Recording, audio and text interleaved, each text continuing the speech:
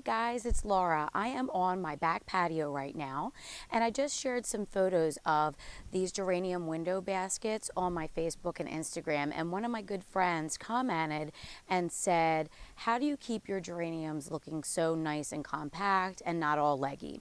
Well, that got me to thinking. I was out here grooming them at the time, and I figured, maybe you guys might want to see that. So I'm just going to go over some quick tips for you and let you know how I care for my geraniums and what works for me here in New Jersey. I garden in Zone 7A.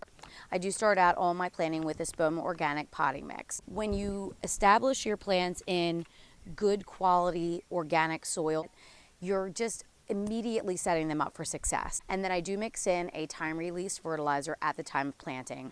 The time release fertilizer will feed your plants for 4 to 6 weeks. Once the temperatures warm up, the little fertilizer beads break down into the soil and feed your plants. So that's a great way to start them, and I do that with all of my containers and window baskets.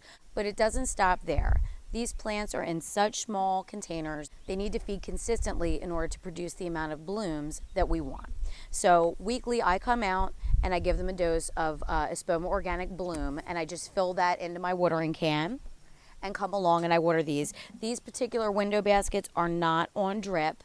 I do plan on setting that up in the spring, and at that time I will show you guys how I do that. I have it set up on my other window baskets on the shed, the garage, and on the side of our family room here, and I did set that up by myself.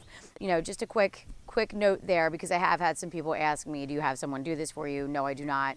It's so small here, it's easy for me to maintain. Some quick tips on how to keep these thick and full producing blooms. You want to go all the way down right to where the it's like a little knuckle, like a little nub here where it meets the stem, and you just snap it off right there. So you'll see a nice clean break, right?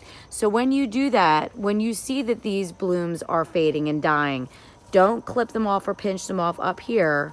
Pinch them off all the way down at the knuckle of the plant. When I see any super tall growth coming up, I will go along, and even if it's a new bud forming, I will snap it off all the way down, follow the stem down and snap it off. At some of these taller ones here, you can come along like this one. Okay, so this is a brand new one that's forming, but it's really tall and it's gonna get, really high. So we don't want that to happen. So I'll snap it off. See a nice clean break there. And now all that energy will be devoted into producing more leaves, more thick growth down below, as opposed to pushing it all up here. So that's just a couple of quick tips. Before I stop, I'll just show you the one on our driveway side as well. So the ones that I just showed you get more of a dappled light. They do get a chunk where they get some direct sunlight, but for most of the day it's dappled light. These get full sun, and it's pretty sunny right now, and you can see that they're just absolutely covered in blooms. So you probably will get more blooms if it's in a more full sun situation. And I do have to come along and groom some of these up. Like these ones in the middle here, I'll come along and I will follow them down to the main stem and snap them off.